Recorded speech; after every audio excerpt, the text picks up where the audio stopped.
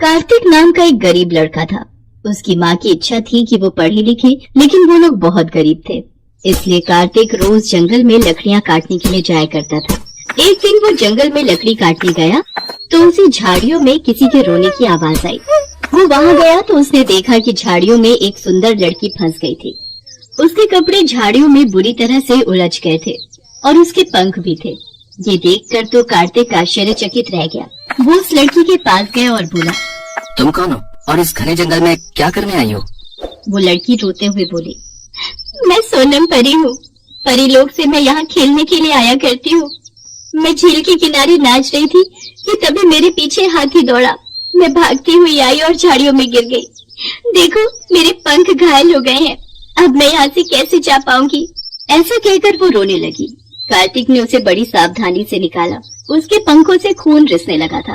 कार्तिक ने वहीं पास के सरोवर से पानी लेकर उन्हें धोया और कहा, अभी तुम्हारे पंख घायल हैं, तुम अपने लोग को नहीं जा पाओगी। तुम मेरे यहाँ चलकर रहो, जब ठीक हो जाओ तब चली जाना। लेकिन वहाँ मेरे पंखों को देखकर सब सवाल करेंगे। मैं ऐसा करती हूँ, मैं साधारण लड़की का भेष बना लेती हूँ। ठीक है। कार्तिक सोनम परी को अपने घर ले आया। उसने अपनी माँ ममता को कहा, माँ, ये बेसहारा लड़की है, इसे घर में शरण दे दो। ये चौका बर्तन करती रहेगी, खाना बना दिया करेगी और घर का सारा काम कर दिया करेगी। उसके बदले में तुम इसे खाना दे दिया करना बस। हालांकि कार्तिक के घर में इतनी गरीबी थी कि किसी के लिए भी गुंजाइश नहीं थी, लेकिन वो लोग बहुत दयालु थे, इसलिए उन्होंने सोनम को भी अपने घर में जगह दे दी। वहाँ उन्होंने सोनम परी की दवा शुरू कर दी। उस दिन कार्तिक की माँ ममता खाना बनाने जा रही थी, लेकिन घर में नमक ही नहीं था और उनके यहाँ नमक लाने के लिए पैसे भी नहीं थे। तभी ममता कार्तिक से कहती है, आज तो तू लकड़ियाँ बेचने के लिए भी बाजार में नहीं गया, जिससे पैसे भी नहीं मिले। अब बता, दाल में डालने के लिए नमक कहाँ से लाऊं? मैं दुकान पर गई थी, लेकिन लाला लाजपत ने नमक उधार में नहीं दिया।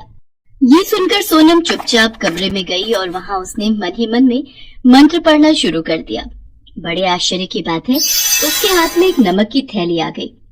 सोनम नमक लेकर ममता के पास गई और बोली, माँ जी, आपने देखा नहीं था ठीक से। अभी मैंने देखा तो नमक की थैली तो अंदर ही रखी हुई थी। ये देखकर ममता खुश हो गई। उसने सोचा हो सकता है वो पहले ही ले आई हो और उसे याद न रहा हो। सोनम बोली, अब आप रहने दो, खाना मैं ही बनाया करूंगी। उस दिन वो दाल में नमक डाला गया और सोनम ने ही खाना बनाया। उस खाने में सबको ऐसा स्वाद आया कि दाल कम पड़ गई। ऐसा स्वाद तो पहले कभी नहीं आया था। ये तो नमक का स्वाद है, नमक का और सोनम के हाथ की करामात है। दूसरे दिन कार्तिक लकड़ियाँ काटने के लिए जाने लगा तो सोनम ने उसे कहा, देखो, अब जब मैं यहाँ रह रही हूँ, तुमने मेरी मदद की थी ना, तो मेरा भी फर्ज बनता है कि मैं तुम्हारी कुछ मदद करूँ। जाओ, दुकान से कुछ आलू ले आओ और मैं समोसे बनाती हूँ। तुम गांव में सबको बताकर आना, हमारे यहाँ समोसे की दुकान शुरू हो गई है। ये बात सुनकर कार्तिक खुश हो गया। वो तुरंत ही दुकान से आलू ले आया। सोनम ने आलू उबालने के लिए रख दिए और वो मैदा गूंदने लगी। उसने आलू में वही नमक डाला और मसाले डाले, फिर उसने समोसे बनाए। इस बीच कार्तिक ने पूरे गांव में प्रचार कर दिया कि उसके यहाँ समोसे मिलते हैं। कुछ लोग समोसे खरीदने आए और जब उन्होंने समोसे खाए तो उन्हें वो बहुत ही स्वादिष्ट लगे। गांव के लोग राजू, बंटी और टीका आपस में बातें करने लगे। अरे भैया, सुना है कार्तिक के यहाँ समोसे की दुकान खुल गई है। हाँ है, उसके यहाँ कोई बेसहारा लड़की है, उसने बनाया है। सुना है बहुत ही स्वादिष्ट समोसे बनाती है। अरे सुना क्या, मैंने तो आज लेकर खाए हैं, बहुत अच्छे बने हैं भैया। हाँ, मैंने तो इतने स्वादिष्ट समोसे आज तक अपनी जिंदगी में कभी नहीं खाए। मैं तो और भी लेने जा रहा हूँ भैया। हाँ। दोपहर होते होते सारे समोसे बिक गए। दूसरे दिन फिर वही हाल रहा। उसने अब की बार ढेर सारे समोसे बनाए और वो समोसे भी बिक गए। अब तो सोनम के बनाए हुए समोसे आसपास के गांव में तो क्या, आसपास के इलाकों में भी मशहूर हो गए। कार्तिक बहुत खुश था।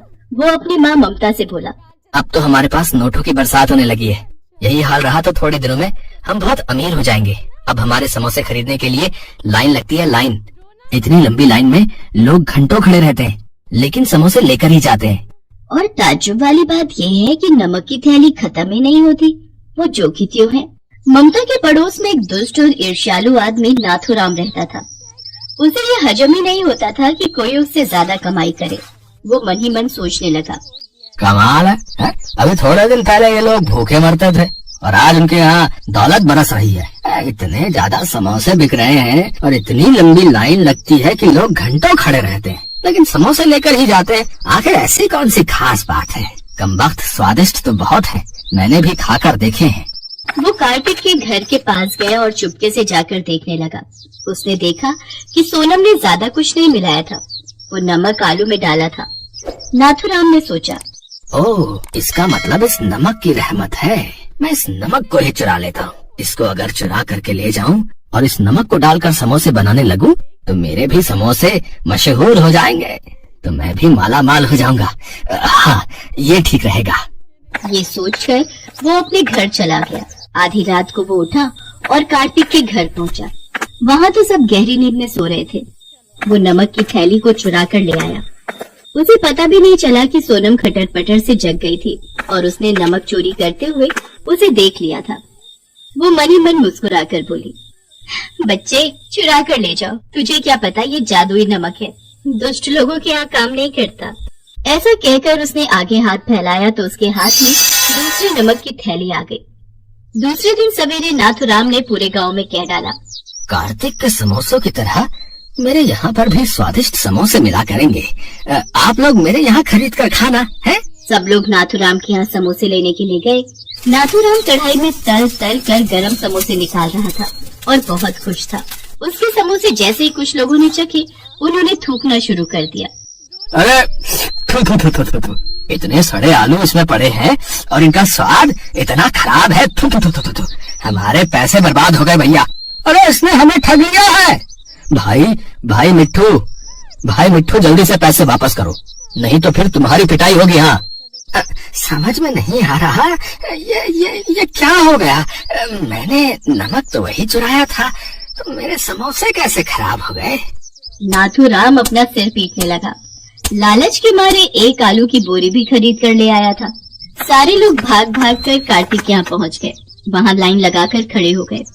वहाँ गर्मा गर्म समोसे निकाले जा रहे थे और सब लोग खरीद कर खा रहे थे। सोनम परी के घाव अब ठीक हो गए थे। उसने घर में सबको समोसे बनाना सिखा दिया था। अब सोनम परी को अपने परीलोक में जाना था। उसने अपने पंखों को सीधा किया और सबसे विदा लेकर अपने देश के लिए उड़ गई। कार्तिक ने उसे भीगी आंखों से विदाई दी।